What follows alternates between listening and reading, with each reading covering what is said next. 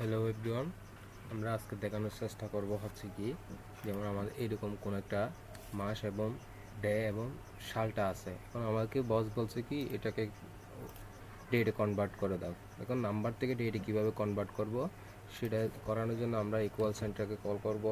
এরপর টি ই এক্স টি ট্যাক্স থেকে কল করলাম। কল করার পর এখান থেকে আমরা ওই সেলটা ধরে দেবো যে সেলকে আমরা কনভার্ট করতে চাচ্ছি। ওই সেলটা সিলেক্ট করলাম, কমা দিলাম। কমা দেওয়ার পর ডবল কোটেশন শুরু স্টার্ট করলাম। এরপর আমাদের প্রেস করতে হবে কি, যেহেতু মাস ইনভার্ট কমা আমরা ব্যাক স্ল্যাশ দিব, ব্যাক স্ল্যাশ দিয়ে এই স্ল্যাশটা দিব। এরপর আবার ডবল জিরো, এরপর আবার ব্যাক স্ল্যাশ স্ল্যাশ।